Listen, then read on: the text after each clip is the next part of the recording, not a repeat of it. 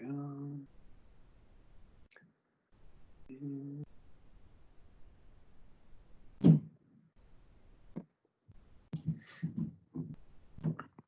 Okay, let's talk about alkanes.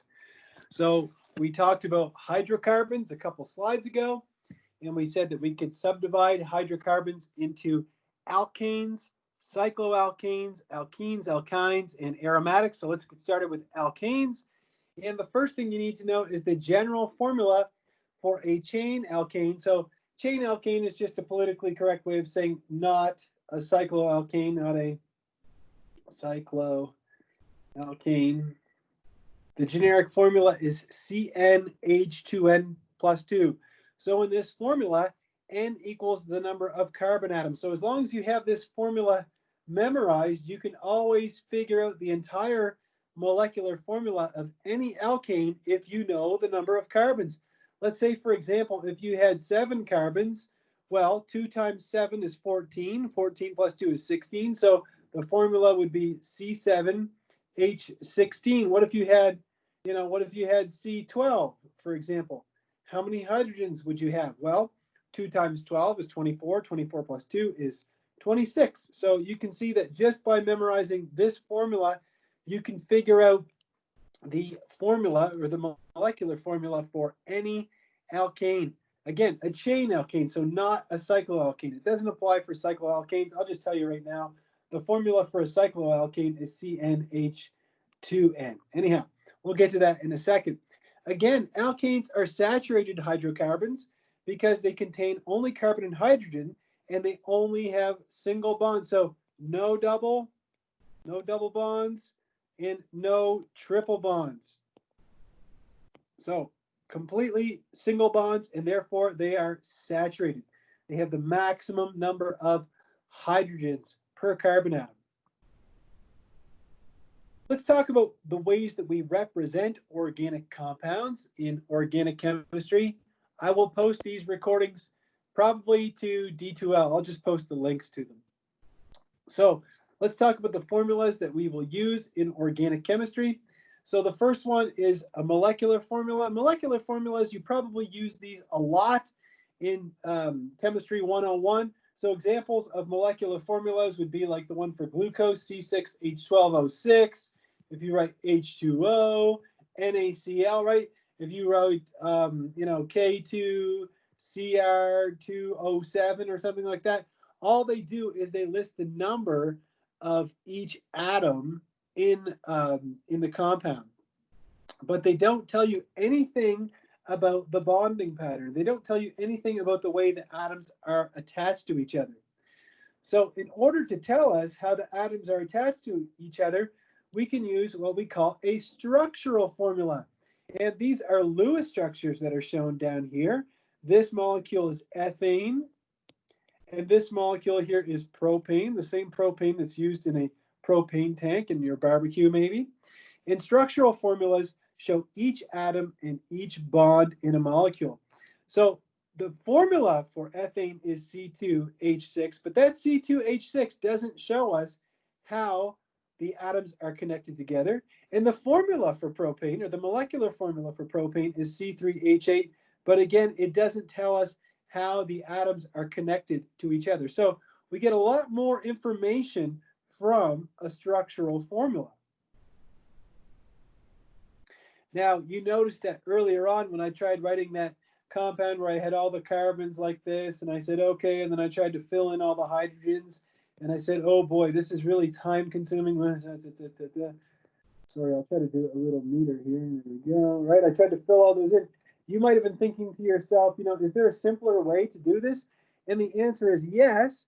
One way is to use what we call a condensed formula, which shows all the atoms in the molecule in order, and it indicates which atoms are bonded to which. Another way of expressing a condensed formula is saying that we eliminate any carbon-hydrogen bonds. We just get rid of them, okay? We don't show them. So that means that this part of the molecule here, that would just be a CH3, right? We would have a CH3. Then we have 1, 2, 3 CH2. So we would put CH2, CH2, CH2. And then we have another CH3 on the end. So basically in condensed formulas, we get rid of all the carbon-hydrogen bonds. Now you notice that in these two examples of condensed formulas here, they've shown the carbon-carbon bonds, but they can also be eliminated, right? You could also write this as CH3, CH3 if you wanted to. And this one here, the propane, you could write that as CH3, CH2, CH3. All of them are correct, okay? All of them are correct. Now, the best way, Mr. Dion thinks the best way and the most powerful way to represent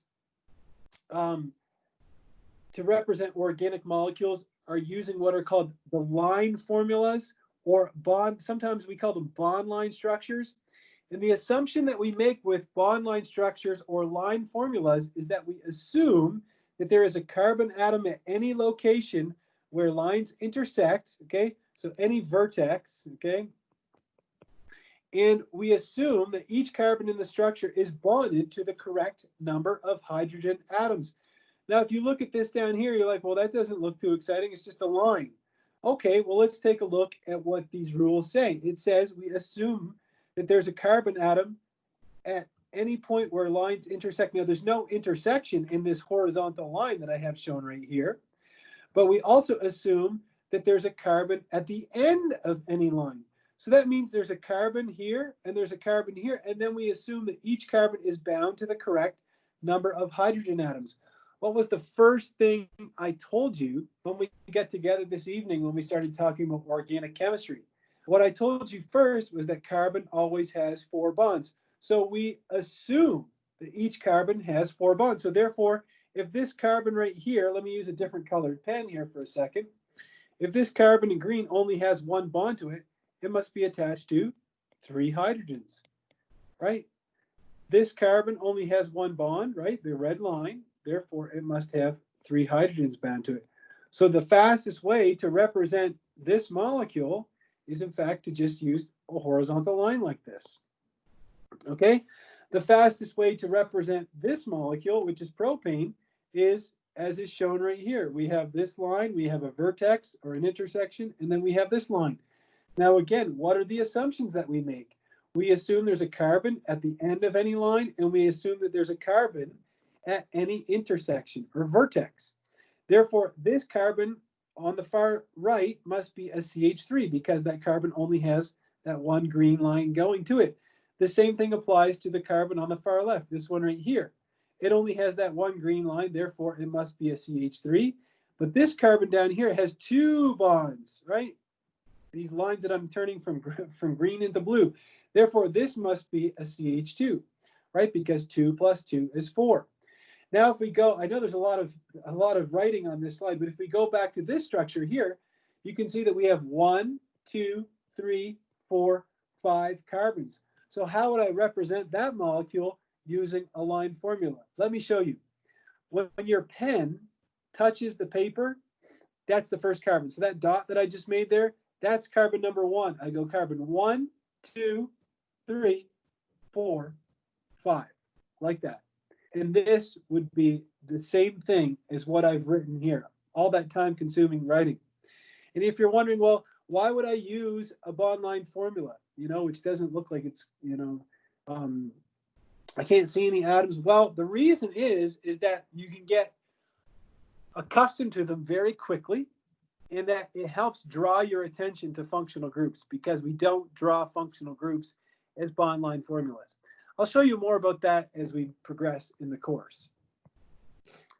Now, again, I told you that learning organic chemistry in chapter 10 is a lot like learning a language, and just like any language, there's a lot of, words and terms that you're going to have to kind of just memorize at the beginning of the class, and you have to memorize the names and formulas for the first 10 straight chain alkanes. And here we have the condensed formulas, all shown here. So if we have only 1 carbon, again, using this generic formula, CnH2n plus 2, if we have 1 carbon, we call it methane. If we have 2, it's ethane. If we have 3, it's propane. Then we go to butane. If we have 5, it's pentane. That's easy to remember because a pentagon has 5 sides. The same thing applies to hexane, right? A hexagon has 6 sides. So it's easy to remember that that has 6 carbons.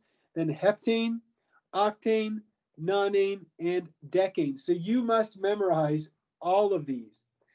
Another thing I want to point out about all of these straight chain alkanes that are on this slide is that once they get to butane, you see that they drew the condensed formula like this, but then they also put or. Okay, now you notice that in this condensed formula, I have two CH2s in a row here. Well, I can shorten those by putting them in a bracket and then putting a subscript outside of that bracket that represents the number of CH2s in the molecule. You can see that that becomes very powerful when you get to a molecule like decane. Nobody even wants to write the condensed structure for decane. But you see that I have 1, 2, 3, 4, 5, 6, 7, 8 CH2s. So I can shorten it to this condensed structure very quickly. Another thing that's important would be to know how to draw the bond line structure of a molecule like decane. I just showed you how to do it, but let me show you one more time. So if I have this molecule here, decane, and I want to draw the bond line structure, it's got 10 carbons. Let's start. Carbon 1, 2, 3, 4, 5, 6, 7, 8, 9, 10. There you go, decane. All right, this slide just kind of goes over a little bit more about what I just said.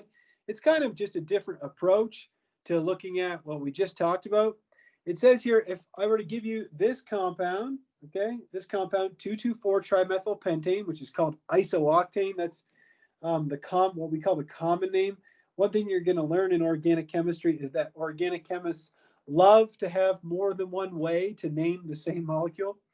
It says here, write the structural and condensed formula given the following line formula. So you can see how this would make a great question for an exam.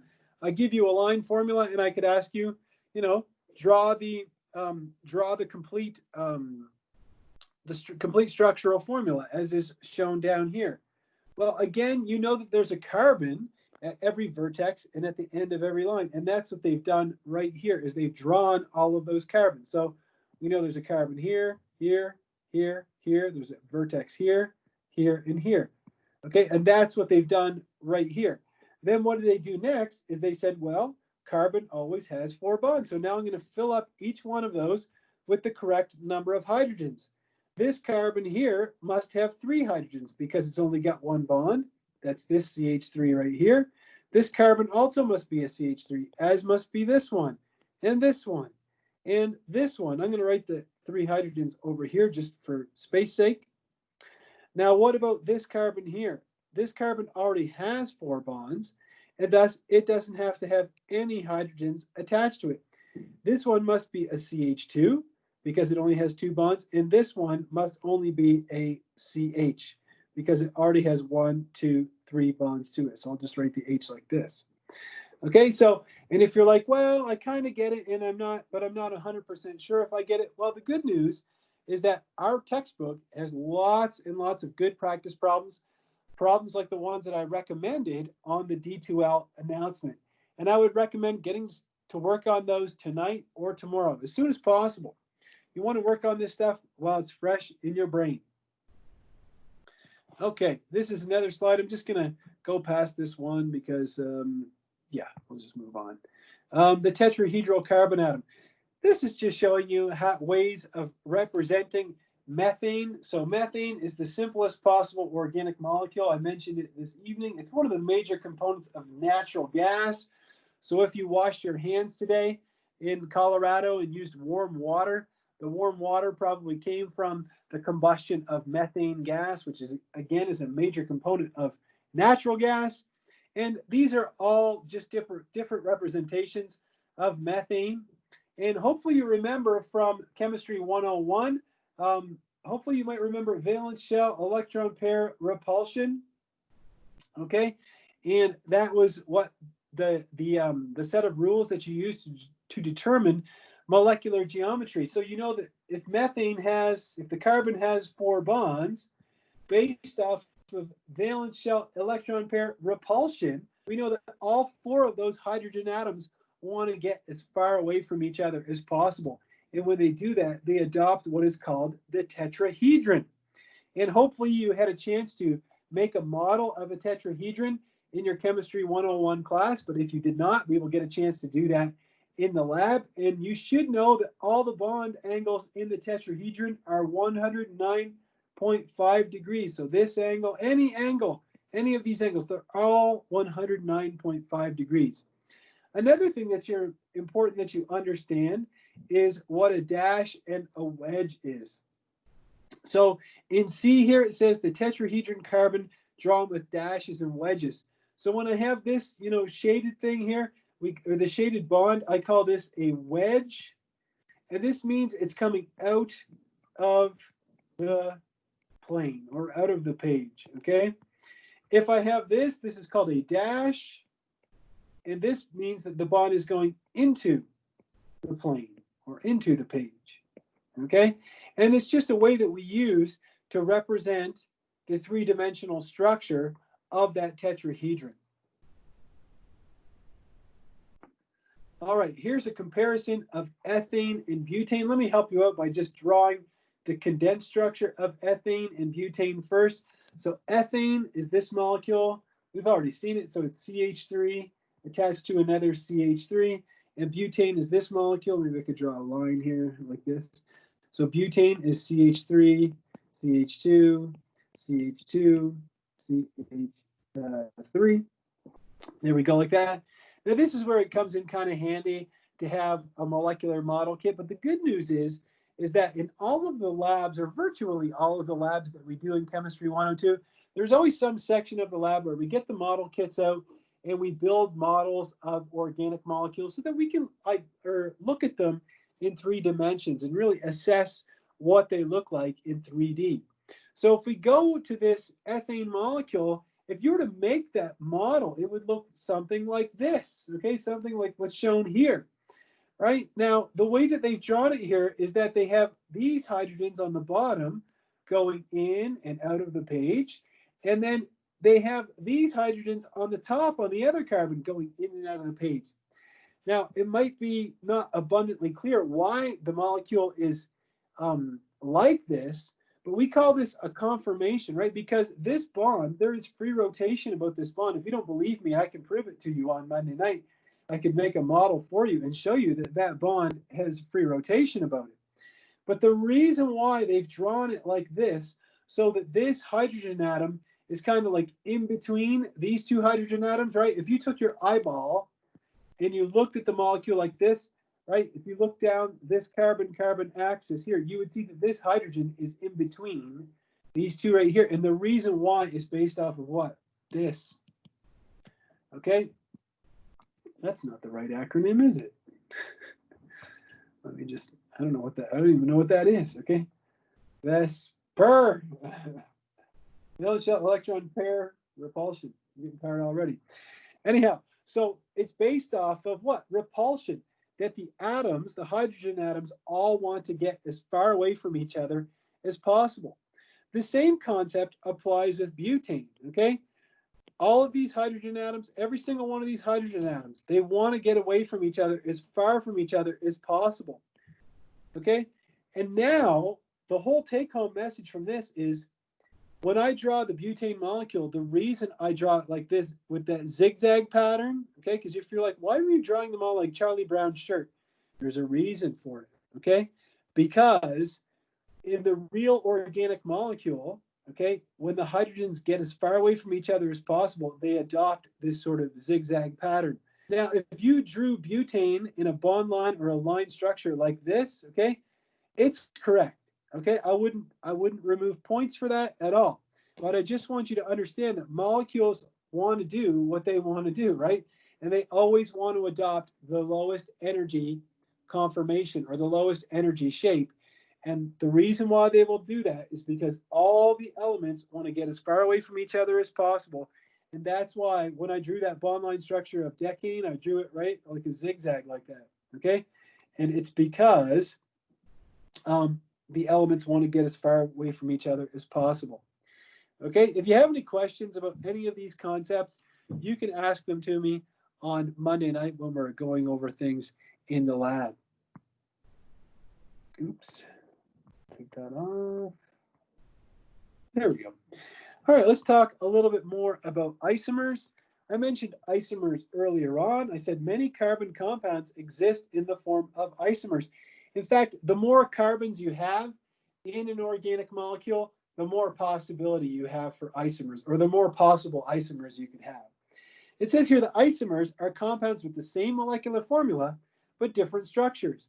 An isomer example is if I have this molecular formula, C4H10, I can make two different structures. I could make butane, which we saw on the last slide, but I could also make this branched hydrocarbon called methylpropane. There's actually a common name for this, which is isobutane. You don't have to have that memorized. I just like to share interesting facts with you. But the idea is that these two compounds are not identical, right? Not identical. They're made of the same elements, but they have different structures. That means they have different melting points, different boiling points, different densities, okay? The way that I could describe it to you is like this. Since they have the same molecular formula, imagine that everybody in the class went to Home Depot tomorrow morning, and I told everybody, I want you to buy 10 2x4s, a sheet of plywood, and, a box of screws, okay? And if we all bought the same things, and then I said, build something, okay? We could all build something different. So that's the idea. Now, obviously with C4H10, there's only two possibilities.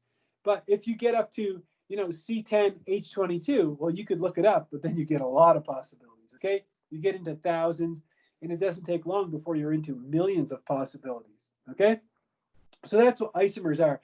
Another example, let me just kind of come up with one off the top of my head that I was just thinking about, is if I have C2H6O. Now, I know that tonight we're not focusing on compounds that contain oxygen, but I'll just show you this one kind of quickly. If I have the molecular formula C2H6O, there's two compounds I can make. I could make this, which is ethanol. This is the alcohol, again, found in wine and beer. And I can also make this compound, CH3OCH3. This is called dimethyl ether, right? Both of these compounds have two carbons, 6 hydrogens, and 1 oxygen, but they're very different compounds, okay? Ethanol is a liquid at room temperature, and of course is alcohol that we're used to. It's even used as an additive in automobile fuel. But dimethyl ether is a gas at room temperature. In fact, it's used as a propellant in aerosol cans like whipped cream or spray paint and things like that. So isomers, make sure you know what isomers are. Physical properties of isomers. The sole point of this table is just to compare some physical properties. So they're comparing melting and boiling points of 5 different alkanes that all have the same molecular formula. So each one of these is C6H14, okay? Hexane, 2-methylpentane, 3-methylpentane, 2,3-dimethylbutane, and 2,2-dimethylbutane. Now you might be wondering, what are these? Like, I don't even know what these are. I haven't learned this yet. No, you haven't. All you need to know is this for now, is that they all have the same molecular formula, but because they have different connectivity, or they're connected in different ways, they have different boiling points and they have different melting points. Let me just show you something very quickly. First, if we compare hexane, so I'll just draw the bond line formula of 2 of them. Hexane is this, right? It has 6 carbons, 1, 2, 3, 4, 5, 6. In a chain like this, if I draw 2,2-dimethylbutane, like this, okay, so 2,2-dimethylbutane would be this. Okay, there's the bond line structure of 2,2-dimethylbutane. Notice the difference in boiling point between these two compounds. Hexane has a boiling point of almost 69 degrees Celsius, and 2,2-dimethylbutane boils at 49.8 degrees Celsius. So 49.8 degrees Celsius, and this one is around 69 degrees Celsius. And the reason why is because of the strength of the intermolecular forces in these molecules. If I have a second molecule of methane, if I have a second molecule of hexane like this, for example, you can see how it can pack very tightly and very closely to another molecule of hexane, so that I have good, or a lot of contact of surface area, and therefore I'm going to have strong intermolecular forces, which will result in this boiling point. if I take another molecule of 2,2-dimethylbutane, you can imagine trying to stack these guys up next to each other, and they're not going to pack nearly as efficiently, right? They're not going to be able to come into contact. Think about it like stacking these is like stacking folding chairs, whereas stacking these is like stacking, I don't know, something that can't be stacked. Okay, so since the interactions between the surface areas of the molecules are so much less, it's going to result in a lower boiling point because of weaker intermolecular forces. And if you were to draw all the bond line structures of all 5 of these molecules, you would see that as you go down here, that they get more and more bulky and less linear and they have less of an ability or a propensity to pack with each other. All right, let's keep moving. All right, so let's see here. Physical properties of hydrocarbons. So I feel like I've talked about this enough already, but I'll go over it again. Hydrocarbons are nonpolar molecules, right? Because they only contain carbon, hydrogen, and carbon-carbon bonds, right? And these are nonpolar bonds. And that's based off of electronegativity. What else? They are not water soluble because water is polar. Water is polar, right? And that also is an application of that rule, like dissolves like. What else? They have low melting and low boiling points, and that's a result of weak, we'll put here weak IMFs, and IMFs stands for intermolecular forces. Generally speaking, not always, but generally, they are less dense or lighter than water. And I explained why when you spill gasoline, it floats on top of water, or when there's an oil spill, the hydrocarbons, from an oil tanker, let's say, they would float on top of water rather than sinking to the bottom of the ocean. And number 5 is kind of interesting. It says, as length or molecular weight increases, the melting points and boiling points increase, as does the density. I want to go over point number 5 in a little bit more detail. So let me show you. If I had propane, okay, if I look up the boiling point of propane, so let me see here, propane, boiling point is minus 42 degrees Celsius. So minus 42 degrees Celsius is the boiling point, okay? If I draw a molecule of propane, it's just CH3, CH2, CH3. Well, if I draw another molecule of propane, okay, I can see that there is going to be efficient surface contact between the 2 molecules of propane. But what if I have decane? Okay, so let me draw a molecule of decane, and I'll look up its boiling point. So decane boiling point. The boiling point of decane is 174 degrees Celsius. So much, much, much, much higher, okay? Now let's draw decane. So we have 1, 2, 3, 4, 5, 6, 7, 8, 9, 10. It's not the prettiest structure. But anyhow, if I draw another molecule of decane, 1, 2, 3,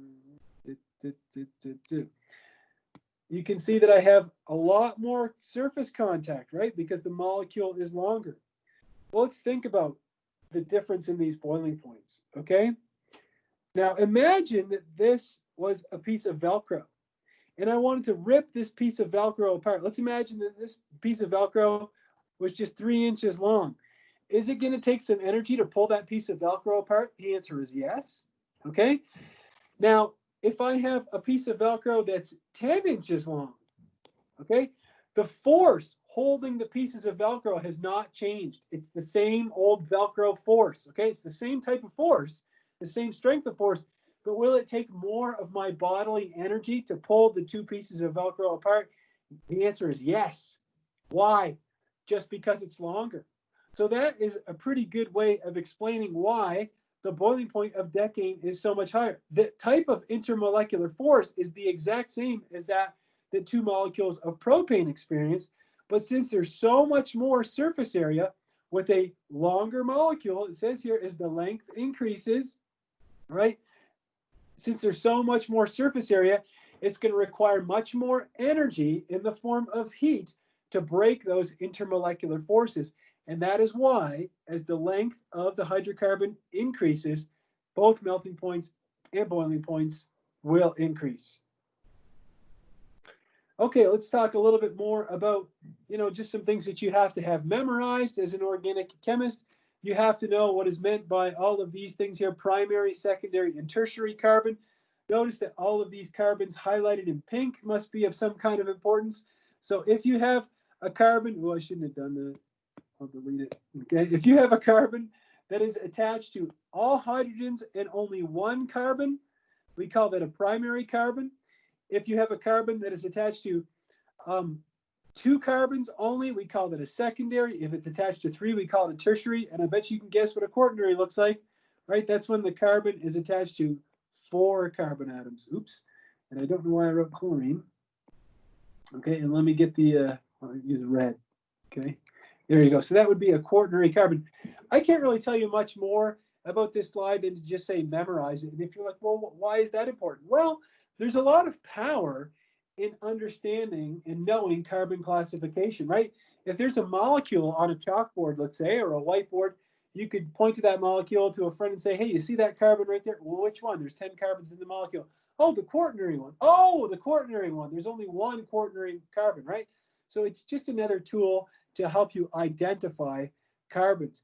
It is important in terms of reactivity of carbons, but we're definitely not there yet. That will be a few weeks down the road before we look at carbon classification and its relation to the actual reactivity of organic compounds. The next thing is alkyl groups. This is another big chunk of things that you have to memorize in terms of your language learning in Chemistry 102. It says here that a simple definition of an alkyl group is that it's just an alkane like methane, ethane, propane, butane, pentane, hexane, heptane, octane, nonane, decane, right? But you remove one hydrogen. So one hydrogen atom removed, and then the suffix of the molecule changes from ane to il. So we take methane. If we remove one hydrogen, we get a methyl group. Okay, so let's say I drew the molecule propane, for example. Okay, it was CH3, CH2, CH3. Right? I could circle this and say this is a methyl group. Right? This is a methyl. Here's another CH3. Right? This is a methyl, like that. Okay. Now, what about if I have ethane and I remove a hydrogen from ethane? If I remove a hydrogen from ethane, I get what's called an ethyl group, right? We change ane to il, okay? So if you remove one of those hydrogens, we get an ethyl group. Now, it's important that you understand that all 3 of these structures here, they are all the same. All 3 of these structures are identical. This is a question I usually ask students on the first night of Chemistry 102. I ask them, are all of these structures over here on the right, are they all the same or are they different? And so I'll get a variety of answers. But it's important that you understand that if you were to draw the one on the top, you can see that that's a CH3, CH2 with a line, right? And what does the line mean? It means it's attached to something else, okay? What about this one here in the middle? It's a line, then I have a CH2, CH3. So that's the same thing. And this one here, even though the line is going down like that, it's still a CH2 and a CH3, right? If I draw the condensed structure. So all 3 of these are in fact identical to each other. Now, this is something you might have to take some time to look at it and understand it. But I promise you that all 3 of these ethyl groups are the same. So it wouldn't matter which one of those hydrogens you pulled off of the ethane molecule, you would end up with an ethyl group. Now, if you're wondering why are you going through all that trouble with ethyl groups, because when you get to propane, to make a propyl group, it gets a little bit more complicated because there are more than one type of hydrogen atom in propane. But before we get into that, let's take a look at if we had methane and we remove a proton from the end, a proton, we get methyl. If we remove one from ethane, we get ethyl. So if we had propane, CH3, CH3, so this is propane, right? If we remove one of the hydrogens on the end, so if we remove one of those, we get a propyl group, which is this group right here. If we have butane, which is CH3, CH2, CH2, CH3, if we remove one of these, we get butyl. And then, of course, pentane, we would get a pentyl. So methyl, ethyl, propyl, butyl, pentyl.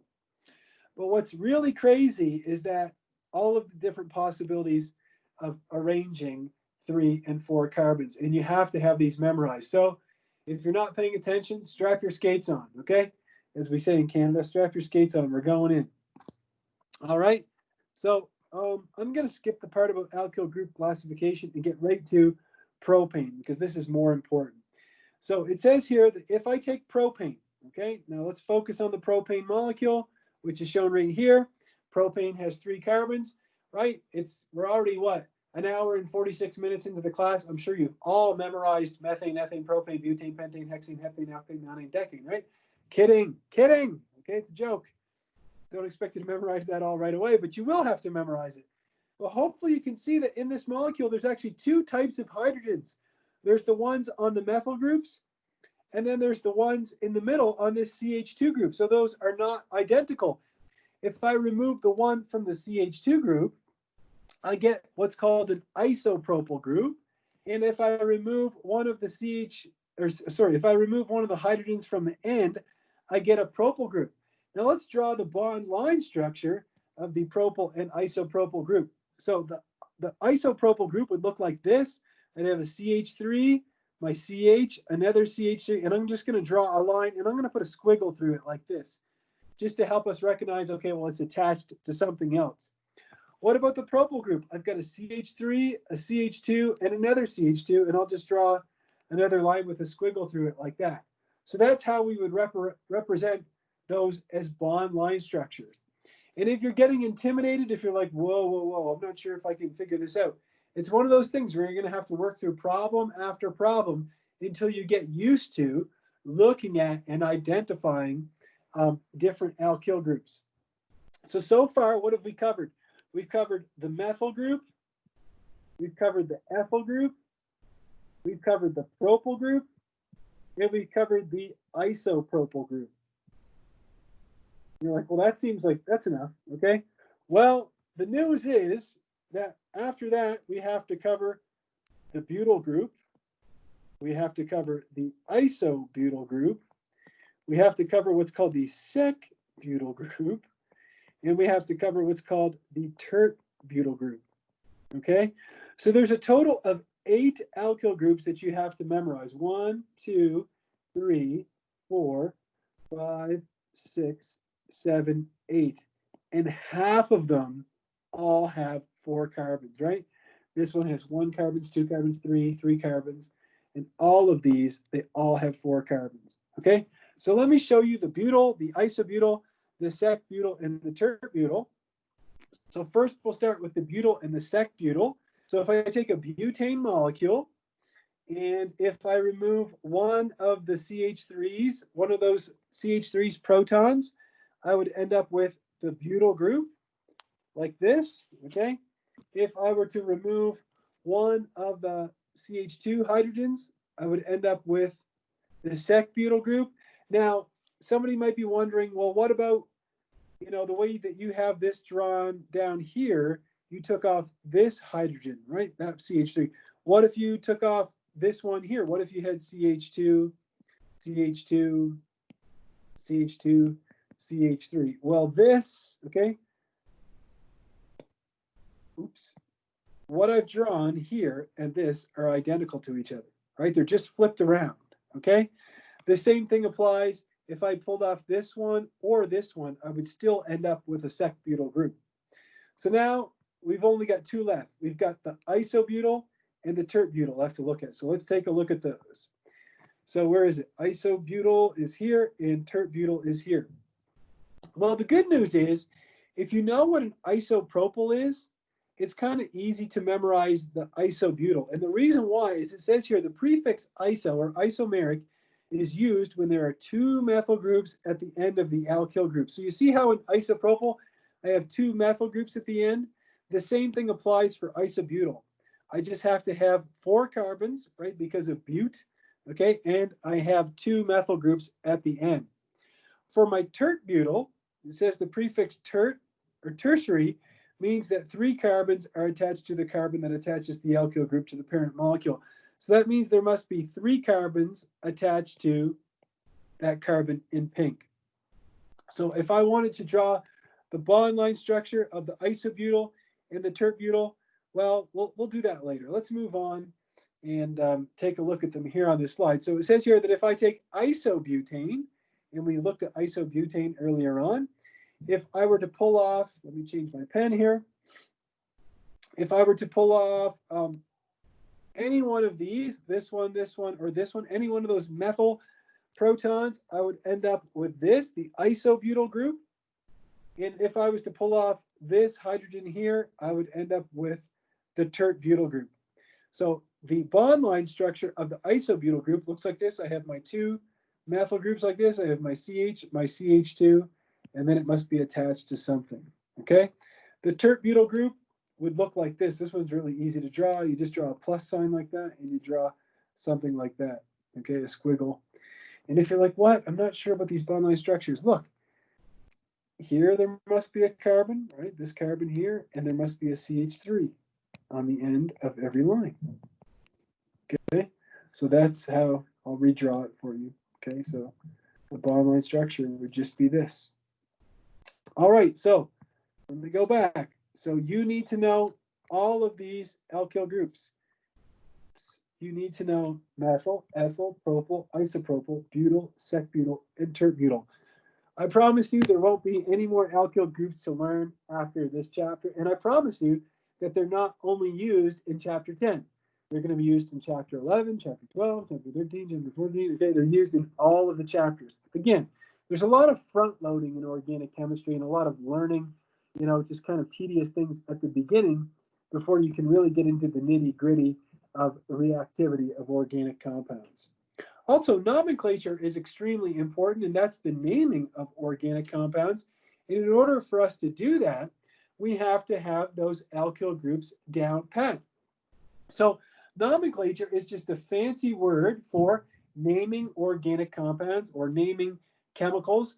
And the IUPAC, the International Union of Pure and Applied Chemistry, is responsible for chemical names. And if you're wondering, you know, why do I have to have an international union responsible for chemical names? Well, it makes sense because we want the scientific community all across the planet Earth to be able to communicate with one another despite the differences in language. We want a scientist in Australia to be able to communicate effectively with, you know, scientists in France or Zimbabwe. No matter what their mother tongue is, all scientists are able to communicate the names of molecules by applying the IUPAC rules. So if you understand IUPAC rules, when you go look at the ingredients on a box of crackers or cookies or something, and you see all these names that you don't understand, learning the IUPAC rules will help you understand the names of those chemicals in foods. It would also help you understand the names of drugs. So before learning IUPAC rules for naming alkanes,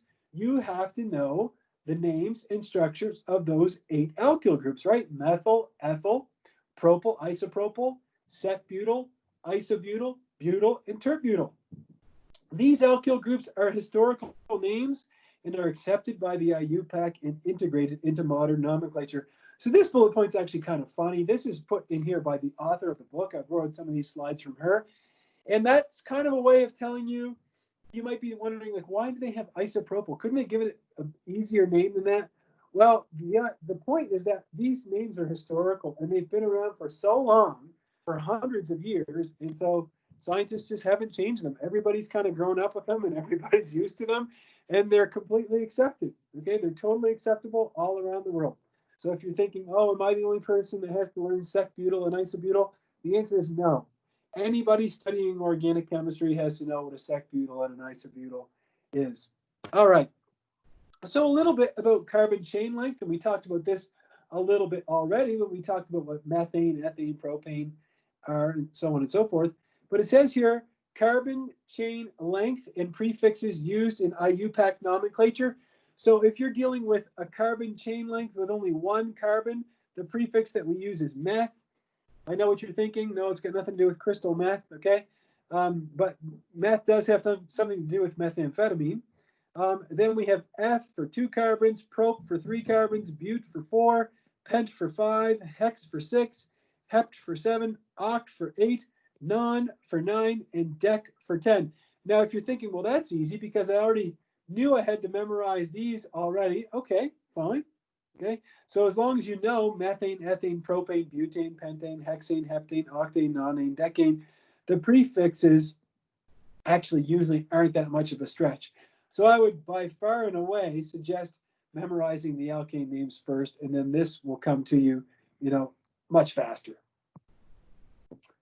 Okay, so let's talk about how we would name alkanes. So we spent all this time talking about what an alkane is, that they're nonpolar, they're made from carbons and hydrogens, that they all have single bonds. Well, there are virtually a limitless number of alkanes that can be made. So how would we name these alkanes, right? If you think about it, if it's limitless, right, we can't name them Larry and Greg and Dave, right? We have to give them some kind of unequivocal name because we've got a lot of different organic compounds. So rule number 1 says, oops, I didn't mean to do that. There we go. Rule number 1 says the base or parent name for an alkane is determined by the longest chain of carbon atoms in the formula. The longest chain might bend, it might twist. It's seldom going to be laid out on a platter for you horizontally, very rarely. Okay? Any carbon atoms that are not part of the longest chain of the base chain, okay? The longest chain is the same thing as the base chain, okay?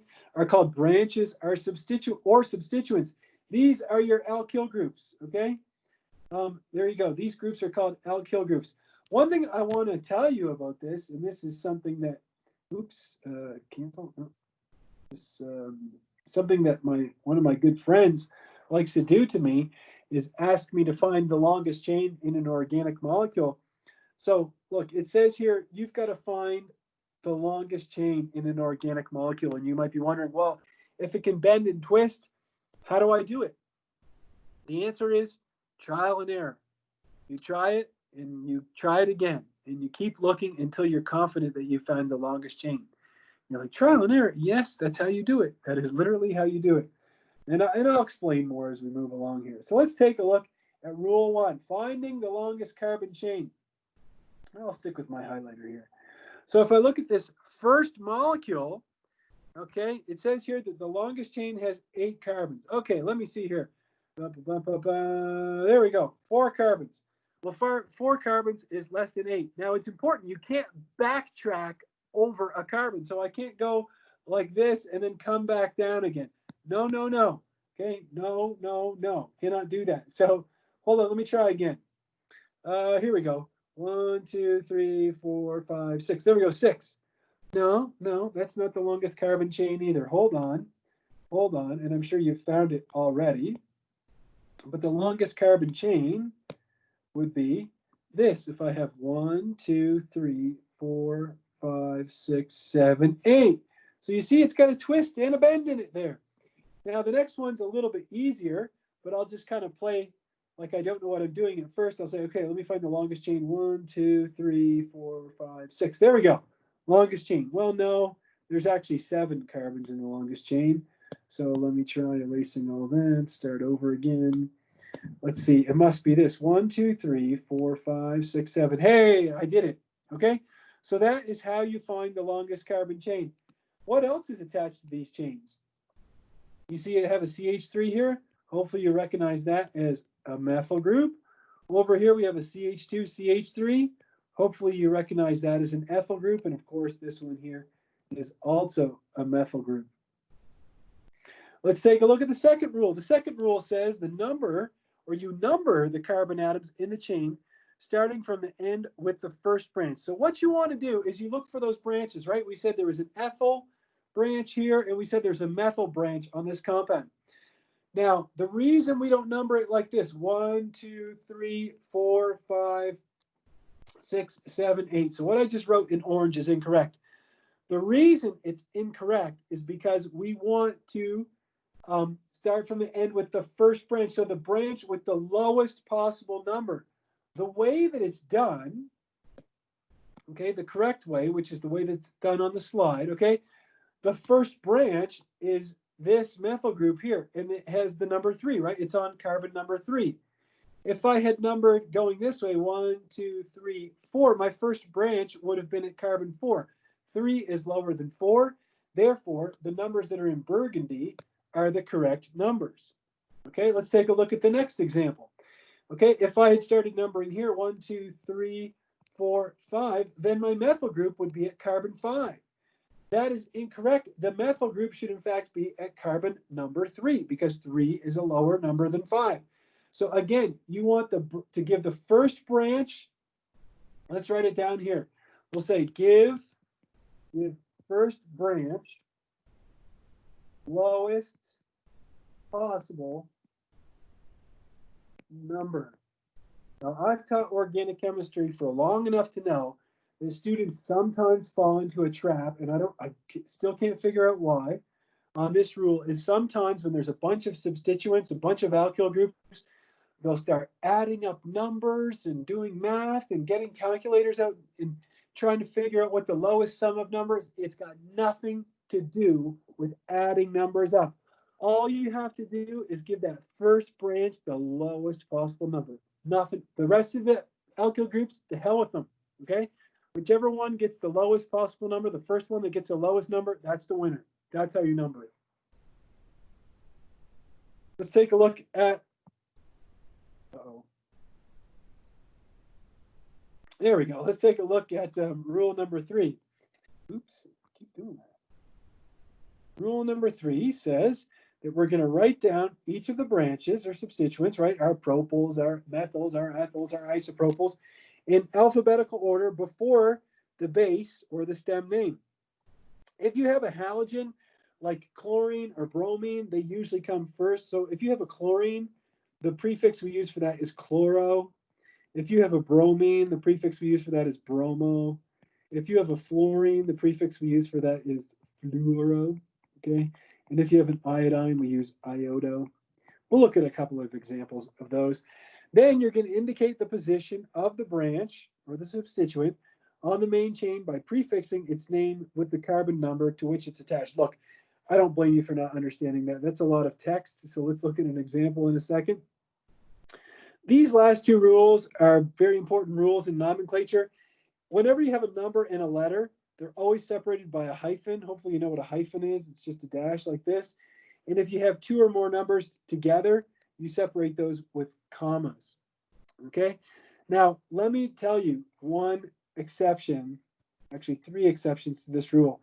I was teaching organic chemistry last semester, and one of my students posted a meme in the chat on Microsoft Teams, and it said something to the effect of, you know, how do you learn chemistry? You learn all the rules, then you learn all the exceptions to the rules, okay? So when we're talking about alphabetical order, there are 3 exceptions to the whole alphabetical order rule, okay? So if you had, you know, methyl, right? If you had methyl and propyl and butyl, how would you alphabetize those? Well, according to the letter with which they start. So you alphabetize this by M, P, B, right? So on and so forth. There are 3 exceptions. So I'll put here, exceptions are iso, cyclo, and neo. Okay. If I have propyl, right, I told you that you alphabetize it according to the letter P. If you have isopropyl, you alphabetize it according to the letter I. Okay. If you have isobutyl, let me show you another example. If you're like, what the heck? Hold on. If you have isobutyl, right? Iso is an exception. So you would alphabetize according to the letter I. If you have sec-butyl, right? Sec is not iso, cyclo, or neo, so you would alphabetize according to the letter B. And if you're overwhelmed, it's 7:05 at night, and if you're a little overwhelmed right now, trust me, it's one of those things where practice will make perfect. If you try it, I promise, if you try all the practice problems, you will get better at it and you will understand it more. Who understands a subject completely the first time they hear about it? Not me, okay? Organic chemistry is one of those things that takes work and it will take effort. Okay, let's take a look at an example here. So this one, it says here, give a name for this alkane. The first thing we want to do is find the longest carbon chain. This is kind of a funny example for our first example because there's actually many ways to trace the longest carbon chain. You could do it like this, right? That has 1, 2, 3, 4, 5, 6 carbons. You could do it like this. That has 6 carbons. Either way, you end up with the same name of the compound. So let's just clear all that, okay? And let's just highlight the horizontal chain like this, okay? Now, how are we going to number that chain? If I start numbering it like this, 1, 2, 3, 4, 5, 6, I'll ask you a question in the chat. You can either answer in the chat or you can unmute your mic. Is my numbering correct? Is the way that I numbered it correct, or should I start numbering with number 1 on the far right?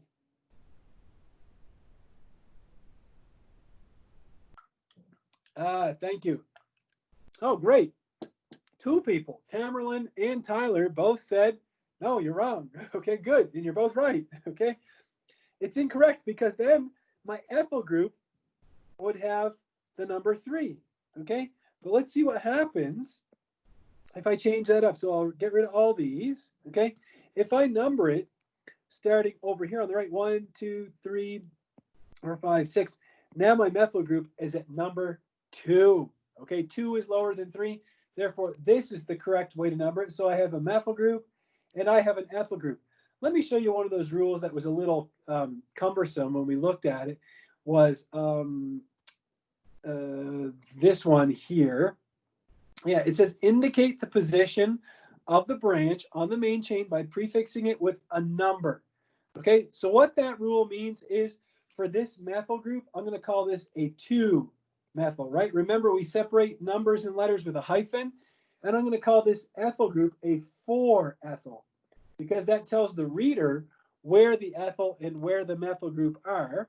And then also, if I back up, it says that the base name is the longest chain. So that means that this molecule is some kind of hexane, right? Because the longest chain has 6 carbons. So it is a derivative of hexane. And the way that I put that all together is now I list the substituents in alphabetical order.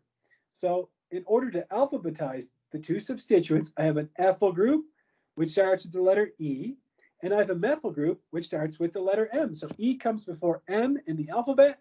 So my name is going to be 4-ethyl, another hyphen because we separate all letters and numbers with hyphens, 2-methyl,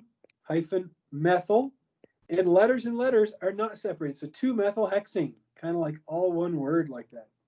4-ethyl, 2-methylhexane. Let's give it a try with this one here. It says hyphenated and number prefixes are not considered when alphabetizing groups.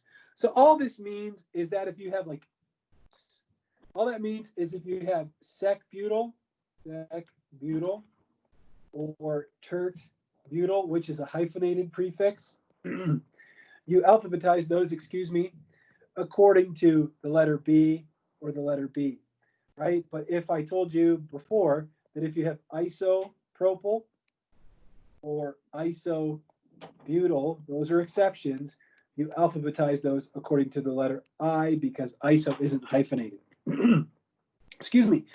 So with that in mind, let's try and take a look at this compound. Now, I'm going to skip ahead a little bit here. Excuse me. And I've already identified the longest carbon chain in this molecule. It's one of those things you could spend some serious time trying to do it, but I'll go ahead and do it. So the longest carbon chain is in fact this one here.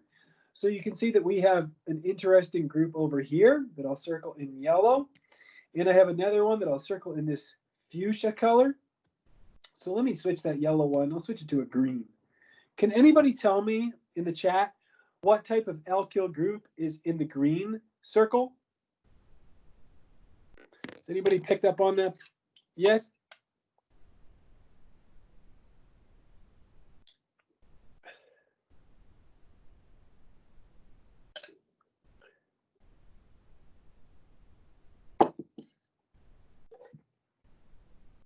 Okay, So it doesn't look like anybody's going to answer for that one. Somebody put propyl. All right. It's close, right? Because it's got 3 carbons, so it must have something to do with propane, right? It's actually an isopropyl. So let's go back. Let's go all the way back. We got time. And the isopropyl, right? We have a CH, and then we have, remember, the iso means you have 2 CH3s dangling off of it. So let's go back to our molecule. Here we go. There we go. So this, you can see I have the methyl groups, the 2 methyl groups dangling off here. So this is in fact an isopropyl. Isopropyl. And what about the one in the fuchsia circle? Can anybody identify that one?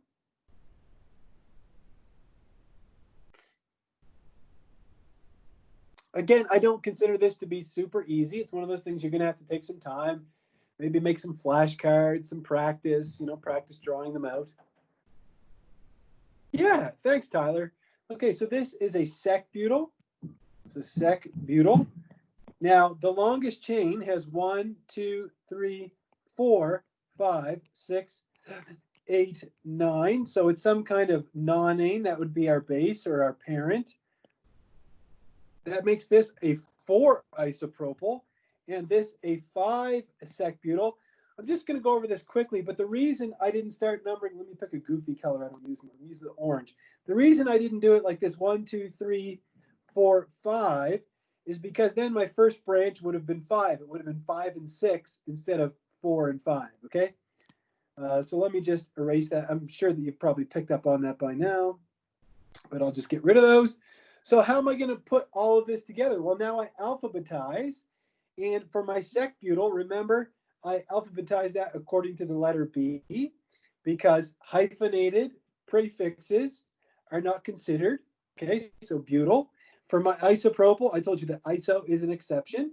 So we alphabetize according to I. So what comes first in the alphabet, B or I? Well, I think you all know the answer to that it's B. So this molecule must be 5 sec-butyl hyphen 4 isopropyl nonane. There you go. 5 sec-butyl 4 isopropyl nonane. Can you imagine trying to describe this molecule to somebody in another country? It's got a bunch of carbons. Okay, what else? There's some branches. Okay, right? So you can see how IUPAC nomenclature is very powerful, right? In being able to relate the structures of organic molecules to another scientist or to a friend, right? Okay, let me show you another trick to do with nomenclature. And if you're feeling intimidated or overwhelmed or anything, remember, a methyl group is going to be a methyl group in every chapter in organic chemistry. A sec-butyl group is going to be a sec-butyl group 20 years from now, okay? So that's not going to change. So once you get these alkyl groups down, they're not going to change. So let's learn another thing in terms of nomenclature. What if I had 2 methyl groups in a molecule? Or what if I had 3 methyl groups in a molecule? Well, if you have 2 of something, you prefix that with the prefix di. If you have 3 of something, you use tri as your prefix. And if you have 4 of something, you use tetra. Now, of course, you can have 5 methyl groups, and it would be pentamethyl and hexamethyl. Generally speaking, in Chemistry 102, I try not to go past 4 substituents that are the same. So it says here that when a branch or a substituent occurs more than once, so if you have more than one of them, if you have 2 of them, you use di. So let's say you had 2 methyls, you would use dimethyl, like this. Let's say you had 3 ethyl groups, you would use triethyl, right? If you had, 4 chlorines, you would say tetrachloro, right? Then you list the number of the carbon branch for that substituent to the name with a separate number for each time that it happens. Okay, so let's say you have a methyl group on carbons 3 and 4, you'd call that 3,4-dimethyl. Let's say you have 2 ethyl groups on carbon 4 and 1 on carbon 6, it would be a 4,4,6-triethyl. Again, it's one of those things that looks intimidating maybe when you first look at it, but if you practice some of the nomenclature problems, it will come to you rather quickly. So with that in mind, let's take a look at this problem here. Again, just in the interest of time, if we were in the, in the face-to-face classroom, we maybe could spend some time trying to find the longest carbon chain, and I can maybe give you a second to look at that, or maybe you're doing it while I'm talking. Anyhow, the longest carbon chain, again, in this one is kind of easy. It is kind of like, after I told you they're seldom horizontal, I'll give you a bunch of examples where they're horizontal. Anyhow, here's the longest carbon chain, and we want to number it in such a way that we give the lowest possible number to the first substituent. So if I went from the right, this ethyl group would have, it would be a 3-ethyl, but if I start numbering from the left, then my methyl group, this one, becomes a 2-methyl. So 1, 2, 3, 4, 5, 6, 7. So we have an ethyl group here. It's at carbon 5, so this is a 5-ethyl. We have a methyl group here, and we have a methyl group down here. Now remember, if you have 2 methyl groups, it actually becomes a dimethyl. And not only that, but you have to put a number for each occurrence of that substituent, and you separate the numbers with commas. So where do they occur? They occur at carbons 2 and at carbon 3. And then I put a hyphen. So now I have to put this all together. Oops, I've skipped the longest carbon chain, which has 7 carbons. Therefore, the base will be heptane. So now, how do I alphabetize this? Remember, we ignore all prefixes except iso, cyclo, and neo. So we ignore the letter D in dimethyl. We alphabetize according to the letter M. And for ethyl, obviously we use the letter E. And so when we put all of this together in our name, we get 5-ethyl, 2,3 dimethyl heptane. All right, and there's our name for our organic molecule. Kind of fun stuff. All right, let's take a look at another one. This is one where I made this slide years ago, and I just circled all of the alkyl groups. So I want to ask you guys on the chat, could anybody identify the 2 alkyl groups that are highlighted in purple? It's not a trick question.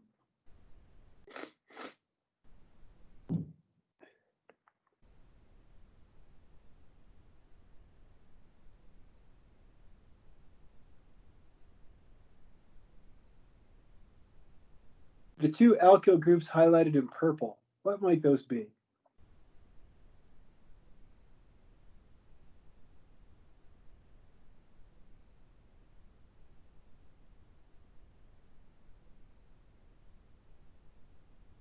Yeah, exactly. So I see somebody wrote that they are methyl groups.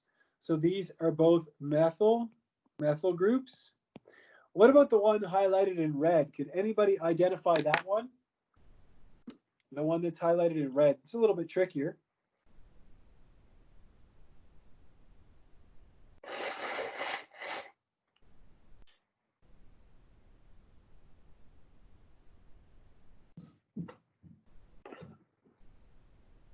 Anyhow, I'm not getting any response here, so I'll help you out. The one in red is an isobutyl. And then the one that's highlighted in green is an ethyl group. So you can see how memorizing those 8 alkyl groups is so important. Now, obviously in this one, my longest carbon chain is going this way. Skip the carbon. There we go. If I number those carbons, I'm going to start up here, and I'm going to have 1, 2, 3, 4, 5, 6, 7, 8, 9, 10. So this is a decane molecule. The base or the parent is a decane.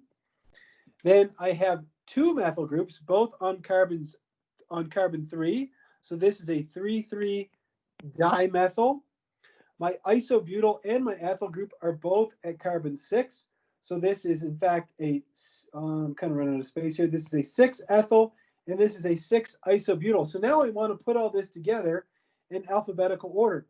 Well, the dimethyl is alphabetized according to the letter M.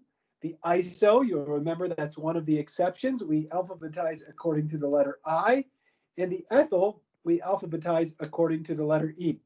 So then we put it all together in alphabetical order, and we get that this molecule is 6-ethyl, 6-isobutyl, 3 dimethyl decane. There we go. Anyhow, it's one of those things that kind of looks intimidating when you first look at it, but if you break it down step by step, applying the rules, the nomenclature rules that we've looked at this evening, it becomes much more manageable. All right, what if we flipped everything around and we said, what if we had to, draw a structure from the IUPAC name? So it says here, it's basically a question here in the top, and it says, draw the structural formula for 1-bromo-4-methylhexane. Well, the first thing I would do is recognize that the parent or the base is a hexane. Therefore, it has 6 carbons, right? So that's what they've done here, is they've put 6 carbons together like this. And then they said, well, on carbon number 1, I have a bromine. So this is carbon number 1, 2, 3, 4, 5, 6. I put my bromine here. And then on carbon number 4, they've put a methyl group, so the CH3 group. Then what's the next rule? Is that carbon always has 4 bonds. And therefore, they filled out the rest of the molecule just by adding all the hydrogens. And you can see that that has been done right here to complete the structure. And they've also gone ahead and they've drawn the condensed formula, right? What did they do in the condensed formula? They eliminated all CH bonds. Now, I'm going to go back here a little bit. Now, what if we wanted to draw the bond line structure of this molecule? Okay, let me show you how I would do it very quickly. Okay, so look, it says here, draw the structural formula for 1-bromo-4-methylhexane. So again, the parent is hexane. So 6 carbons. So when my pencil, my Apple Pencil touches the paper, that's carbon 1. 1, 2, 3, 4, 5, 6. There you go. So there's my hexane. On carbon 1, I put a bromine, and I go carbon 1, 2, 3, 4. And on carbon 4, I put a methyl. Boom. That would be the bond line structure, what I just drew there in red. So you can see how bond line structures are very fast once you get the hang of them. And I recommend practicing them enough so that you become very proficient in them. All right. I've already gone over the whole concept of isomers. So it's 7:23. I'm going to stop here for a second.